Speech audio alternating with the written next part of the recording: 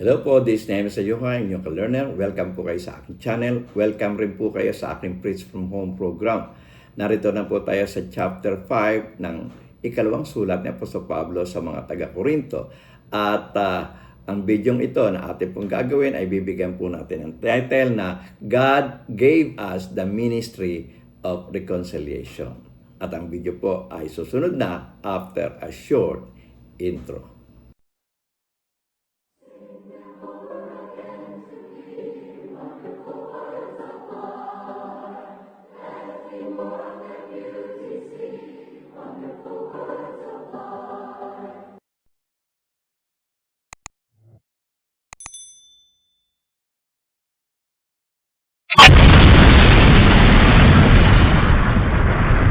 Magandang gabi mga kapatid, muli tayo mag-aral ng banal na salita at sa pagkakataon ito, narito na po tayo sa chapter 5 na ikalawang sulat ni Apostol Pablo sa mga taga-Korinto. At bago tayo pumunta sa chapter 5, muli natin sariwain yung nakaraan nating video na binigyan po natin ng titulo na Our Gospel is Veiled to Those Who Are Perishing. At ang title po niyan ay kinuha rin natin po sa chapter 4. At ito po ay mababasa natin sa 2 Corinthians chapter 4 verse 3 to 4 at NIV na po ang ating babasahin. Ganito po ating mababasa. And even if our gospel is veiled, it is veiled to those who are perishing. The God of this age has blinded the minds of unbelievers so that they cannot see the light of the gospel that displays the glory of Christ, who is the image of God. Diyan po natin kinuha yung titulo. At kung papansin po natin sa chapter 4, kung sasariwain po natin yung chapter 4 na ating pong diniscuss nung nakaraan, ay binanggit rin po sa Pablo dito sa chapter 4 yung dalawang bahagi ng pagkatao natin. Meron tayong inward man at outward man. Meron tayong pang loob na pagkatao at meron rin tayong panglabas na pagkatao. At yan ay mababasa natin doon po sa 2 Corinthians chapter 4 verse 16. Ganito po ang ating mababasa. Therefore we do not lose heart. Even though our outward man is perishing, yet the inward man is being renewed day by day. So makikita natin dalawang pagkatao na andito, yung pagkataong panloob at yung pagkataong panlabas. Yung pagkataong panloob, yun po yung spiritual natin pagkatao na tayo po ay nabubuhay spiritual. At yung pong pagkataong panglabas, ito po yung ating physical na pagkatao na kung saan ay ito po ay yung ating physical life, no, yung ating pong flesh, no po. So ang Tagalog po niyan ay ganito, no? Sa 2 Corinthians chapter 4 verse 16 o ikalawang Korinto kapitulo 4 talatang 16, ganito po ang ating mababasa. Kaya nga hindi kami naghihimagod. Bagamat ang aming pagkataong labas ay pahina, ngunit ang aming pagkataong loob ay nababago araw-araw. Ito pong versikulong ito, no, na may kinalaman doon sa pagkataong labas na sinasabi, pahina ng pahina, at yun naman pagkataong panloob naman ay nagbabago araw-araw. Ito ay panahon ng persecution ng mga Kristiyano na kung saan napapabayaan po nila yung pagkataong labas, yung kanilang flesh. So hindi nila yung napapakain, napapagod yung katatago sapagkat sila po ay nagtatago sa Roman soldiers dahil kung sila ay mahuhuli, sila po ay parurusahan, ikukulong o kaya pakakain sa leon. So ang ginagawa nila ay napapabayaan sa kanilang pagtatago, ay napapabayaan po nila yung kanilang physical na pangangatawan, kaya ang sabi ito ay pahina ng pahina. Pero ang sabi niya, ngunit ang aming pagkataong lubos ay nababago araw-araw. Ibig sabihin, ang kanilang pagkatao, yung kanilang spirit ay patuloy na lumalago sapagkat hindi sila nagpapabaya doon sa kanilang spiritual na pamumuhay. Hindi sila nagpapabaya sa mga salita ng Diyos na kanilang isinasa praktika.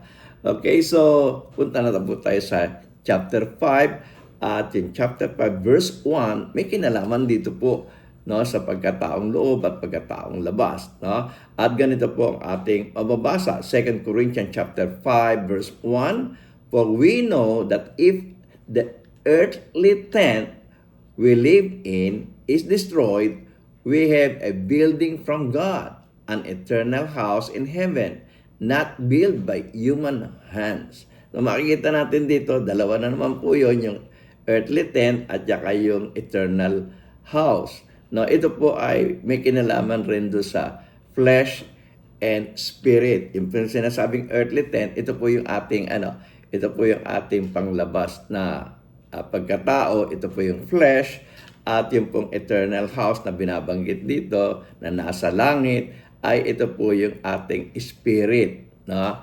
So na nabubuhay tayo sa spiritual.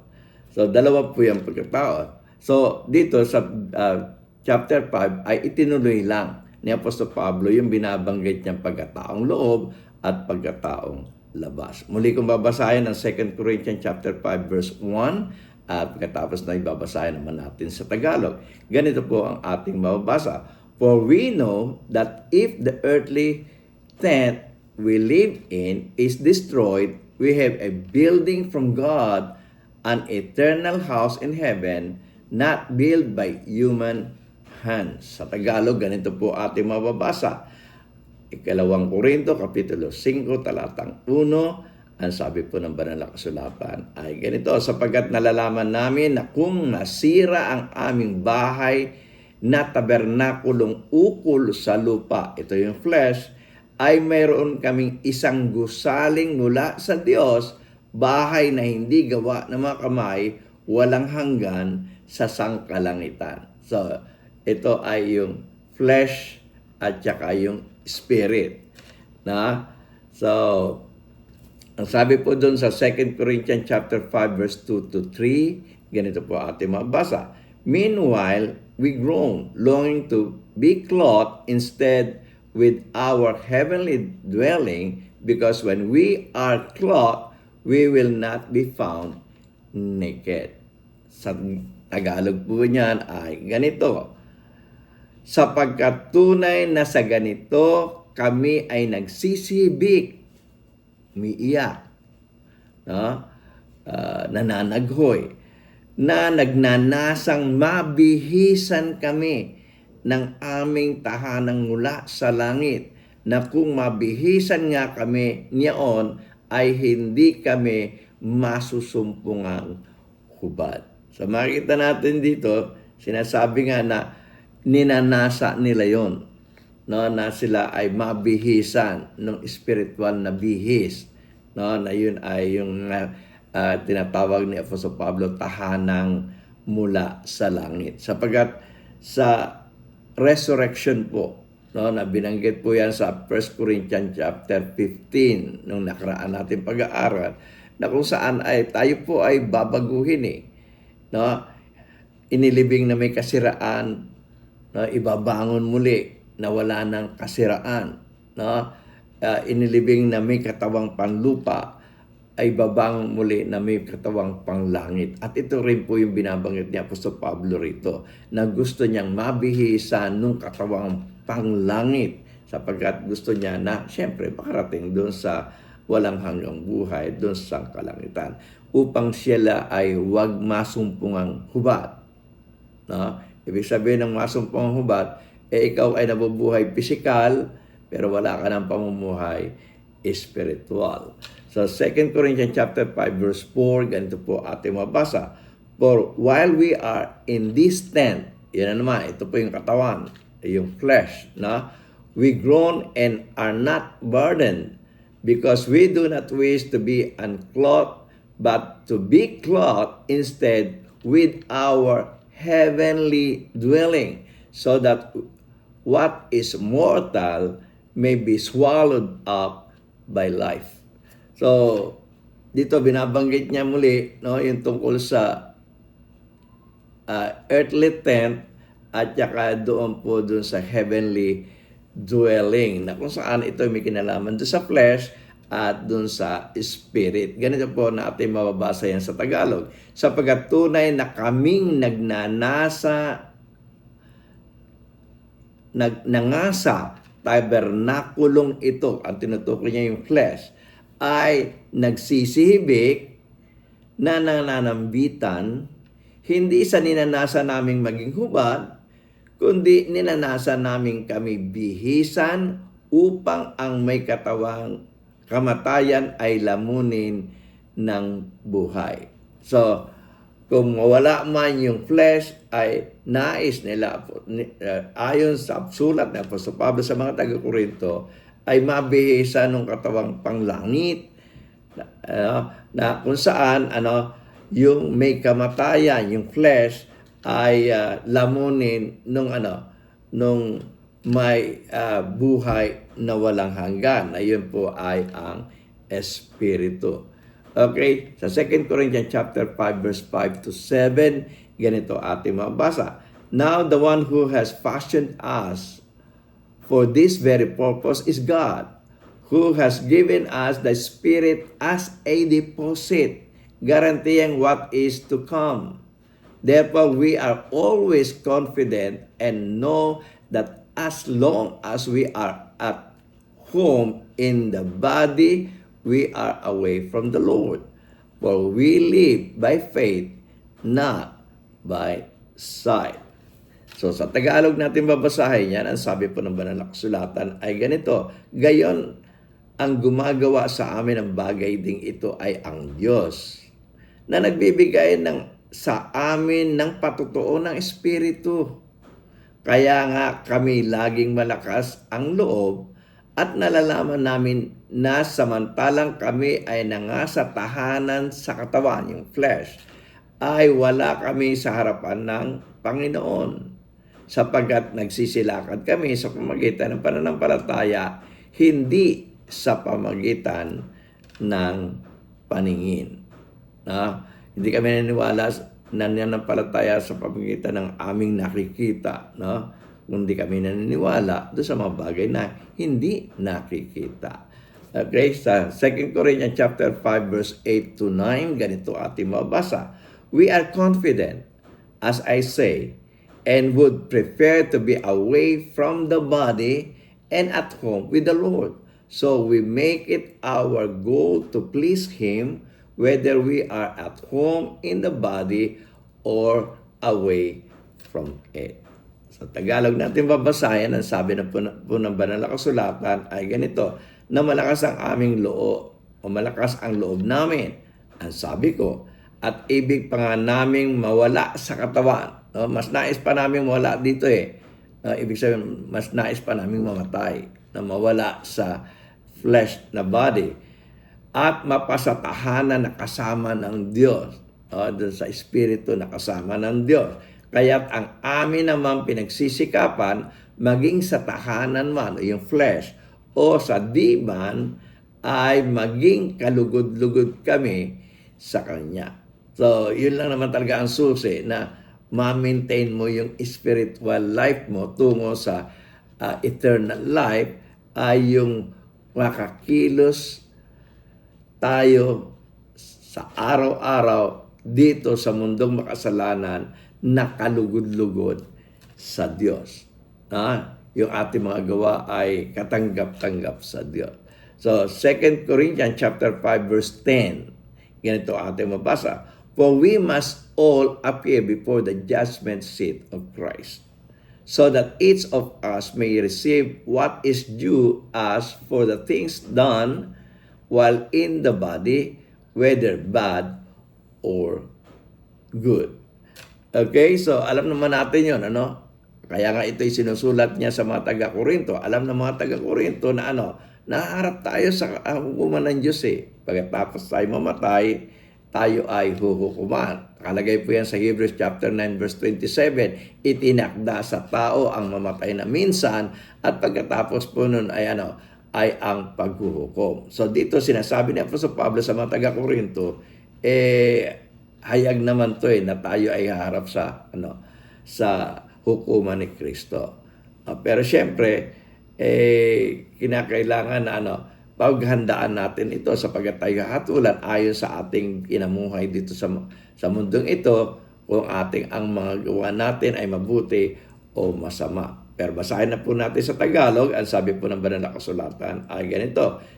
Ikalawang Korinto, Kapitulo 5, talatang 10, ganito po ang ating mababasa. Sapagkat tayong lahat ay kinakailangang mahayag sa harapan ng hukuman ni Kristo upang tumanggap ang bawat isa ng mga bagay na ginawa sa pamamagitan ng katawan. No, habang tayo nabubuhay, kung ano man yung pinamuhay natin, kung ano man yung ating mga ginawa, ayon sa ginawa niya, maging mabuti o masama.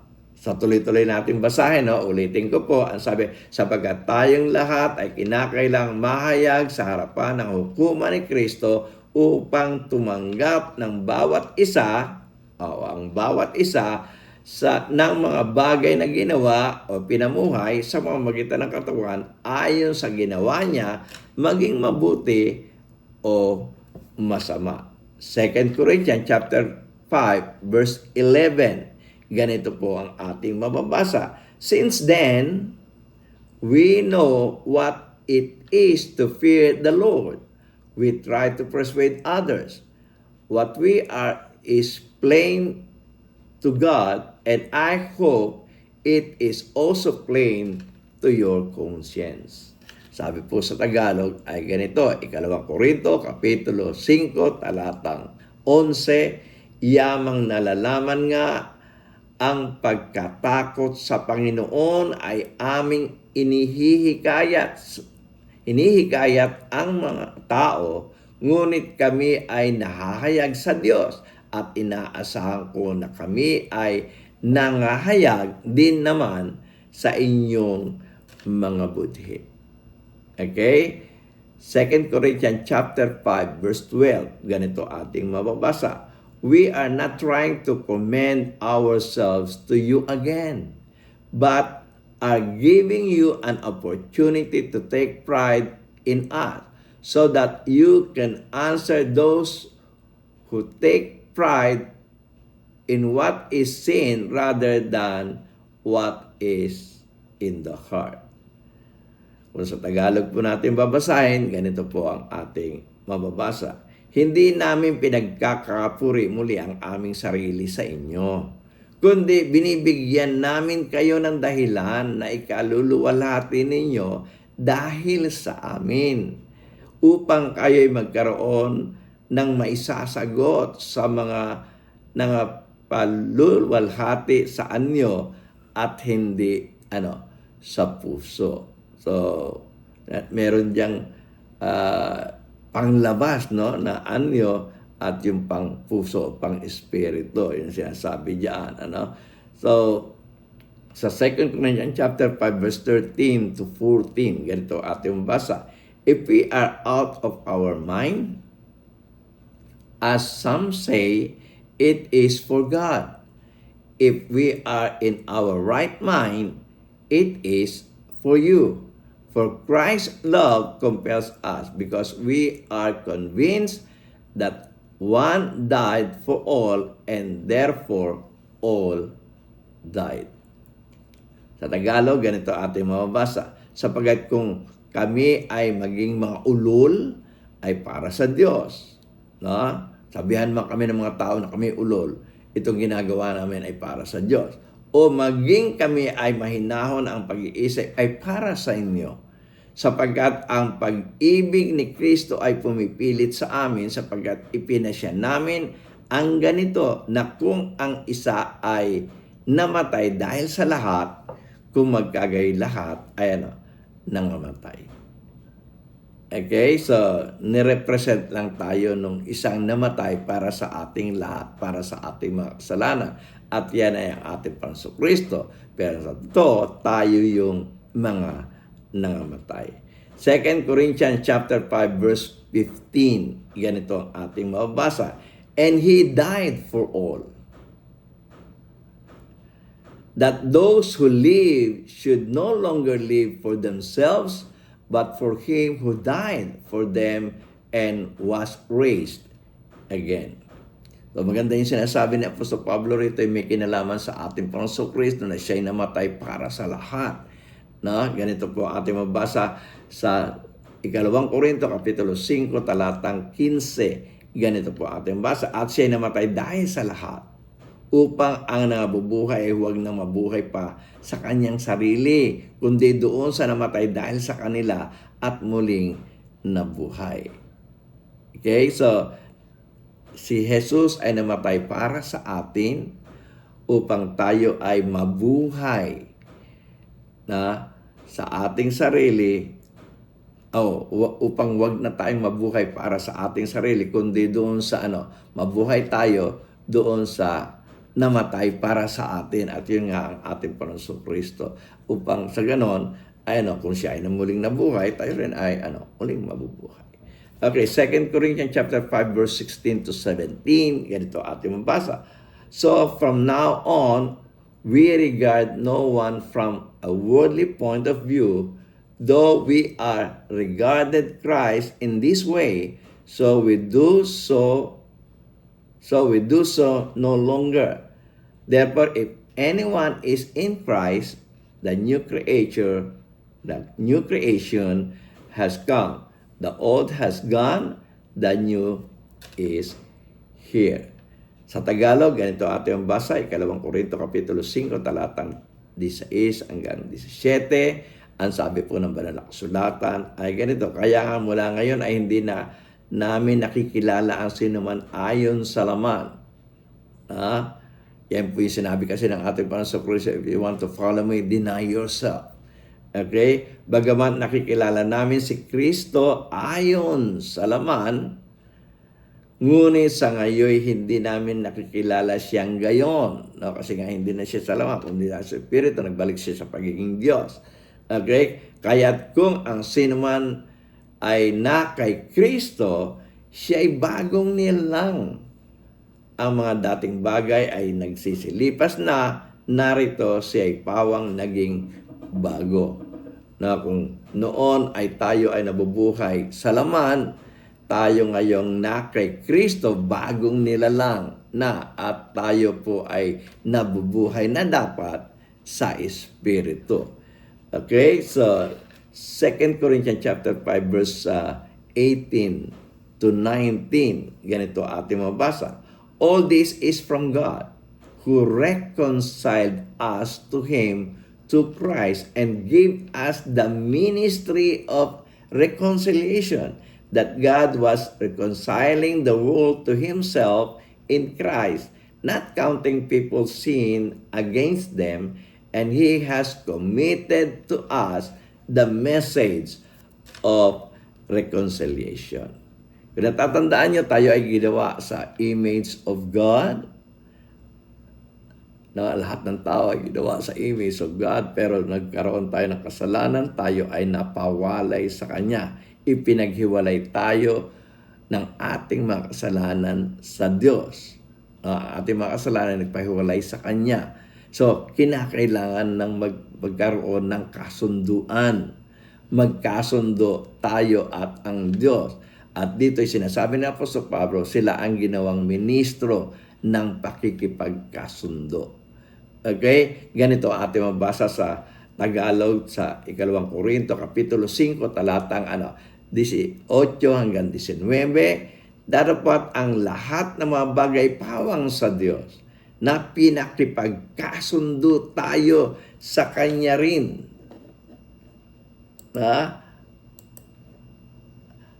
At sabi doon, pinagkasundo tayo sa Kanya rin sa pamamagitan.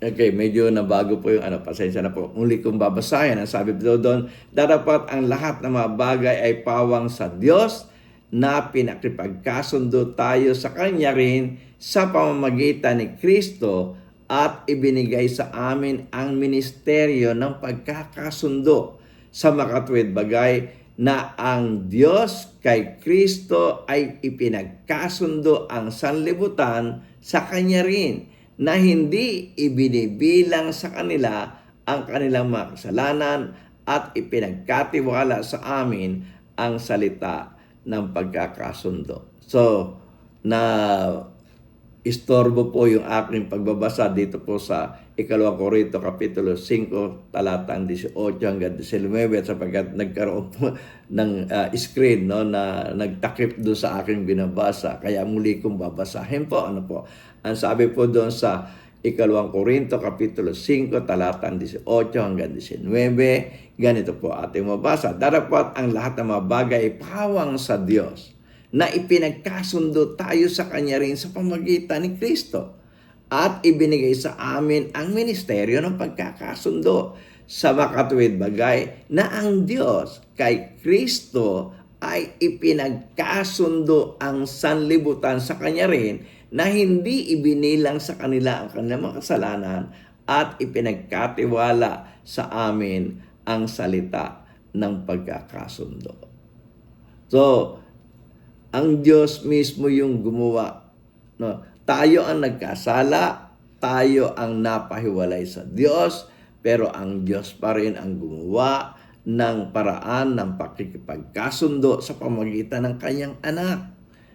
No? Kaya nga sabi ng ating Panginoong Kristo sa talata doon po sa Ebanghelyo ni Juan, sabi sa Kapitulo 14, na sinasabi po doon, ako ang daan, ang katotohanan at ang buhay, walang makakarating sa Ama kundi sa pamamagitan ko. At yan po yung proseso ng pakikipagkasundo ng Diyos sa atin. At ang pakikipagkasundong ito ay ginamit niya ang mga apostol na maging ministro ng pagkakasundo upang pagkasunduin lahat, at hindi na ibinibilang pa o hindi na tinitingnan ng Diyos yung mga nagawa nating mga pagkakasala. No? Ang mahalaga sa Diyos ay muli tayong makipagkasundo sa Kanya sa pamamagitan ng ating Panginoong Kristo, sa pamamagitan ng trabahong ministeryo o ng ministeryo ng mga apostol. So, yung nagsasabi, naririnig nating ipinangangaral na hindi na kinakailangan ang reliyon, ang kinakailangan relasyon. Yung po ang sinasabi dito, kinakailangan reliyon, kinakailangan ng rekonsilyasyon.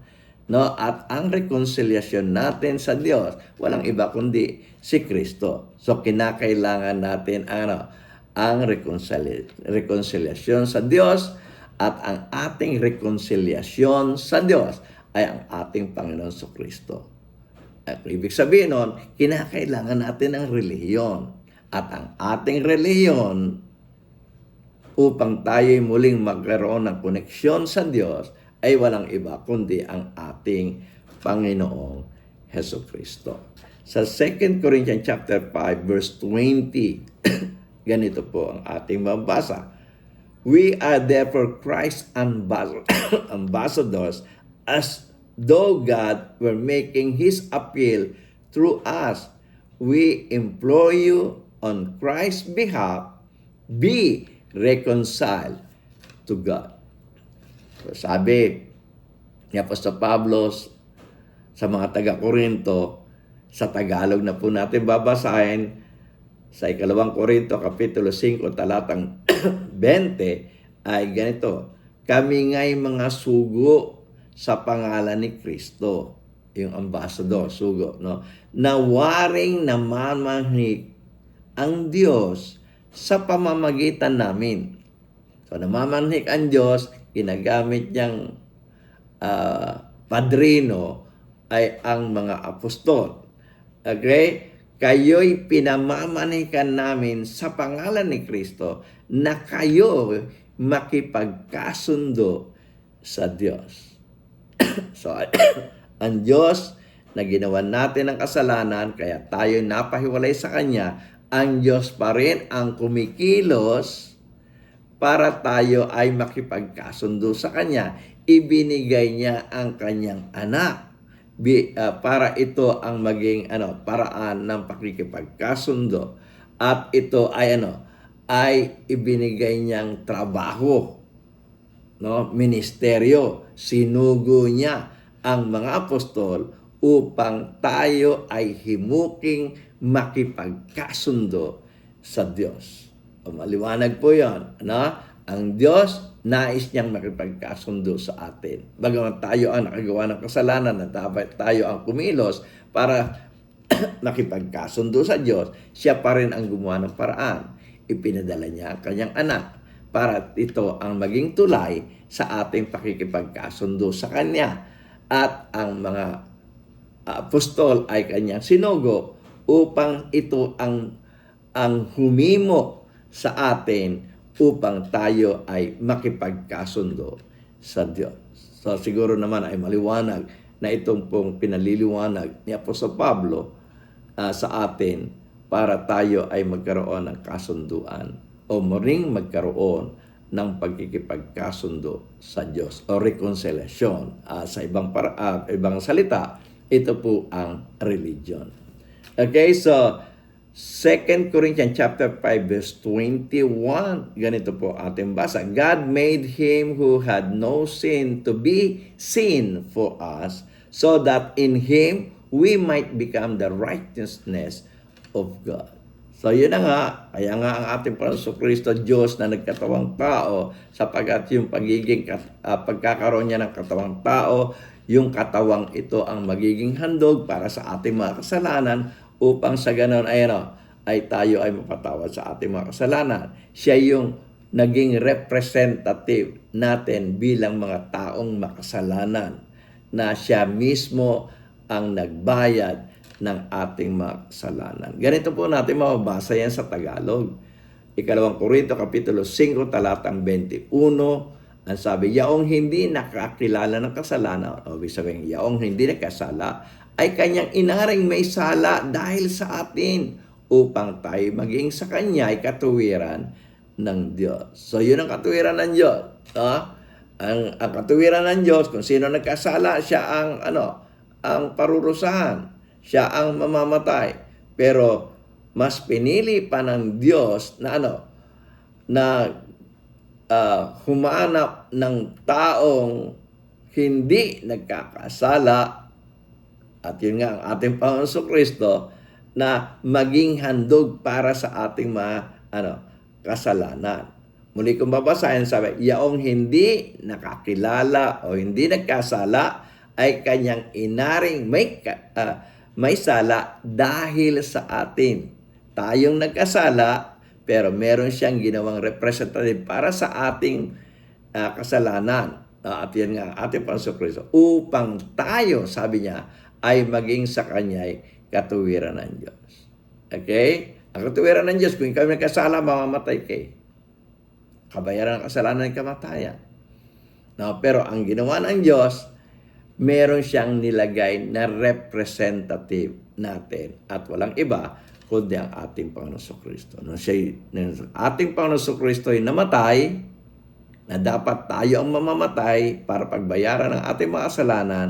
Nung ang ating Panginoon Kristo ay namatay, pinagbayaran niya ang ating mga kasalanan upang ito'y maging katuwiran sa Diyos. Ibig sabihin, para maging katuwiran sa Diyos na iligtas ka kasi merong nagbayad ng iyong mga kasalanan. So makikita natin dito sa chapter 5, kasunod lang po ito ng chapter 4, na kung saan sa chapter 4 ay sinabi nga meron tayong katawang panglabas at meron tayong katawang pangloob. At yun yung ating flesh and spirit. At dito pinakita na ni Apostol Pablo na nag-asala tayo, pero dapat nating nasain na magkaroon tayo ng katawang panglangit. Kung saan magagawa lang ito kung tayong mga nagkasala sa laman ay mapagbayaran yung ating kasalanan sa laman sa pamamagitan ng ating Panginoon Kristo,